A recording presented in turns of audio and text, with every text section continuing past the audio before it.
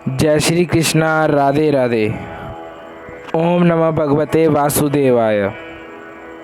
हमारे सनातन धर्म में 24 एकादशियाँ होती हैं। अधिक मास या पुरुषोत्तम मास जब आता है तब इनकी संख्या बढ़कर 26 हो जाती है। अधिक मास में पड़ने वाली 2 एकादशियाँ जो होती हैं उनका नाम है शुक्ल पक्ष की एकादशी को पद्मनी एकादशी कहते हैं, कृष्ण पक्ष की एकादशी को परमा एकादशी कहते हैं।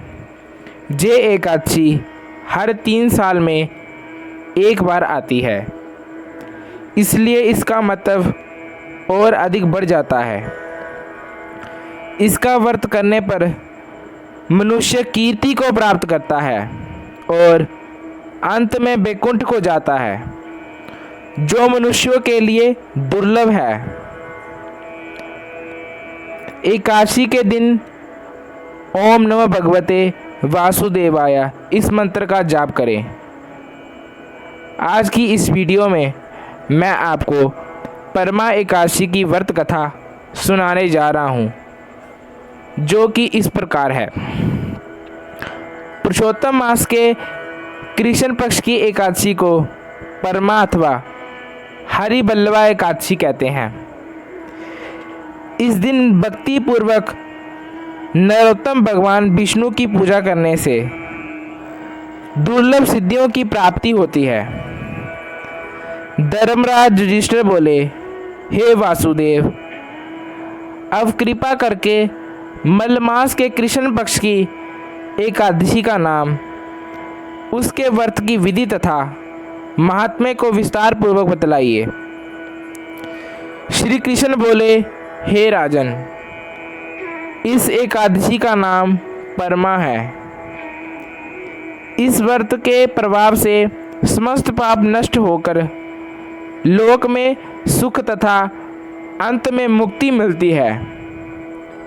शुक्ल पक्ष की एकादशी के समान ही इसकी विधि है।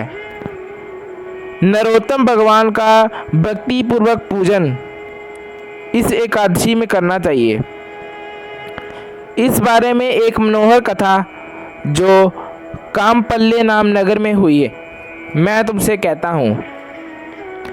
प्राचीन काल में कामपल्ले नामक रमणीक नगर में सुमेधा नाम का एक अत्यंत धर्मात्मा ब्राह्मण रहता था। इसकी स्त्री भी अत्यंत प्रतिव्रता थी, परंतु दुर्भाग्यवश वे अत्यंत दरिद्र थे। अनेक मनुष्यों से भिक्षा मांगने पर भी उनको भिक्षा नहीं मिलती थी। इस कारण भली प्रकार भोजन, वस्त्र और रहने को स्थान तक नहीं था। रूप यौवन से संपन्न उसकी स्त्री अपने पति सहित अत्यंत कठिनता से जीवन निर्वाह किया करती थी। कई दिनों तक भी उपवास करना पड़ता था, परंतु उसकी प्रतिव्रता स्त्री स्वयं भूखी रहकर भी अतिथि सत्कार अवश्य करती और अपने मुख पर कभी मलिनता तक न आने देती। साथ ही अपने पति से कभी किसी वस्तु की जांचना तक न करती। भूख और गरीबी के कारण उसका शरीर दिन प्रतिदिन दुर्बल होता जा रहा था। अपनी स्त्री के दुर्लभ शरीर एवं घर में अन्न का अभाव देखकर सुमेधा ब्राह्मण एक दिन अपनी स्त्री से कहने लगा, हे प्रिय, यदि मैं किसी श्रेष्ठ मनुष्य से धन मांगता हूँ तो मुझको कोई कुछ देता नहीं। मैं क्या करूँ, कहाँ जाऊँ? बिना धन के घर के कार्य सिद्ध नहीं होते। मुझको विदेश जाने की आज्ञा दो, जिससे मैं कुछ धन प्राप्त कर सकूं। मुझे कुछ प्रयत्न तो करना ही चाहिए, क्योंकि बिना उद्यम के कार्य की सिद्धि नहीं होती। हताश पति के दुख भरे वचन सुनकर ब्राह्मणी विनीत भाव से बोली, हे स्वामी, यद्यपि मैं कोई विद्वान पंडित नहीं, फिर भी आपकी आज्ञा से कुछ कहना चाहती हूँ।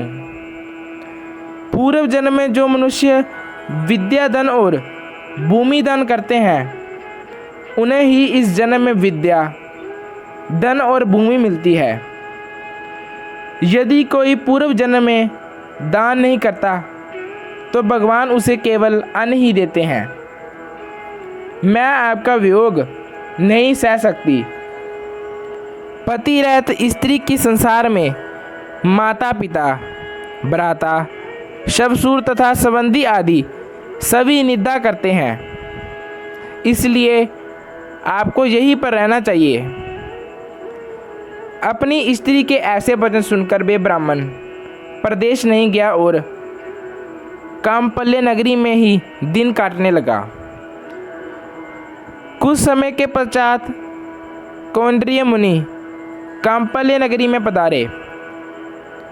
उनको आते देखकर सुमेधा और उसकी पत्नी ने ऋषि कौंडिन्य को प्रणाम किया और कहा, हम आज धन्य हैं। आज हमारा जीवन आपके दर्शन मात्र से ही सफल हुआ। तथा उनको अपने घर लाकर आसन तथा भोजन दिया। भोजन के पश्चात उस प्रतिव्रता स्त्री ने मुनि से पूछा, हे मुनि, आप मुझे दरिद्रता का नाश करने का उपाय बतलाइए। मैंने अपने पति को परदेश में धन कमाने जाने से रोका है। मेरे भाग्य में आप गए हैं। मुझे पूर्ण विश्वास है कि अब हमारी दरिद्रता दूर हो जाएगी। आप हमें दरिद्रता मिटाने वाले किसी व्रत के बारे में बतलाइए। कौंडिन्य ऋषि को ब्राह्मण दंपति पर दया आ गई और वे बोले, हे देवी, मलमास के कृष्ण पक्ष की परमा एकादशी के व्रत से समस्त पाप, दुख और दरिद्रता आदि नष्ट हो जाते हैं। जो मनुष्य इसका व्रत करता है वे धनवान हो जाता है। इस व्रत में नृत्य, गायन और भजन कीर्तन सहित रात्रि जागरण करना चाहिए। कुबेर को महादेव जी ने इस व्रत के कारण धनाधिपति बना दिया था। इस व्रत के प्रभाव से सत्यवती राजा हरिश्चंद्र को पुत्र, स्त्री और राज्य प्राप्त हुआ था। तत्पश्चात मुनि ने उसको एकादशी के व्रत की समस्त विधि बतलाई। मुनि ने व्रत का विधान बताने के लिए कहा, हे ब्राह्मणी, पंचरात्रि व्रत इससे भी अधिक उत्तम है। परमा एकादशी के दिन प्रातः काल नित्य कर्म से निवृत्त होकर विधि पूर्वक पंचरात्रि व्रत आरंभ किया जाता है। जो मनुष्य 5 दिन तक निर्जन व्रत करते हैं वे अपने माता पिता और स्त्री सहित स्वर्गलोक को जाते हैं। जो 5 दिन तक संध्या को केवल एक समय भोजन कराते हैं वे स्वर्ग को जाते हैं। जो मनुष्य स्नान करके 5 दिन ब्राह्मणों को भोजन कराते हैं उन्हें समस्त संसार को भोजन कराने का फल मिलता है। इस व्रत में जो घोड़े का दान करता है उन्हें तीनों लोक दान करने का फल मिलता है। जो मनुष्य उत्तम ब्राह्मण को तिल सहित दान करते हैं वे तिल की संख्या के बराबर विष्णु लोक में रहते हैं। जो घी का पात्र दान करते हैं वे सूर्य लोक को जाते हैं। जो 5 दिन तक ब्रह्मचर्य पूर्वक रहते हैं वे देवगणाओं के साथ स्वर्ग में भोग करते हैं। हे पवित्रे, तुम अपने पति के साथ इस व्रत को करो। इससे तुम्हें पर्याप्त धन और सिद्धि प्राप्त होगी और अंत में पति सहित स्वर्ग को जाओगी। कौंडिन्य मुनि के कहे अनुसार ब्राह्मण दंपति ने 5 दिन परमा एकादशी का व्रत किया। व्रत समाप्त होने पर उसने देखा कि एक राजकुमार अपने सेवकों सहित उसके सामने खड़े हैं। राजकुमार ने ब्राह्मण की प्रेरणा से एक सुंदर नवीन मकान, जो कि सब वस्तुओं से सजा हुआ था, रहने के लिए उन्हें दिया। साथ ही राजकुमार आजीविका के लिए 1 ग्राम देकर अपने महल को चले गए। वे दोनों इस व्रत के प्रभाव से अपनी संतानों सहित अनंत सुख भोगकर अंत में स्वर्गलोक को प्राप्त हुए। जो मनुष्य परमा एकादशी का व्रत करता है, उसे समस्त तीर्थों में दान आदि का फल मिलता है। जिस प्रकार संसार में 2 पैरों वाले में ब्राह्मण, 4 पैरों वालों में गौ, देवताओं में इंद्र राज श्रेष्ठ है, उसी प्रकार महीनों में अधिक मास उत्तम है। इस महीने में पंचरात्रि व्रत अत्यंत पुण्य देने वाले हैं। इस महीने में पद्मनी और परमा दोनों ही एकादशियां श्रेष्ठ है। उनके व्रत से समस्त पाप क्षीण हो जाते हैं। दुर्बल मनुष्यों को भी कम से कम 1 व्रत अवश्य करना चाहिए। जो मनुष्य अधिक मास स्नान तथा एकादशी को व्रत नहीं करते, उन्हें आत्मघात का पाप लगता है। जे मनुष्य जोनी बड़े पुण्यों से मिलती है, इसलिए मनुष्यों को सभी एकादशियों के व्रत अवश्य करने चाहिए।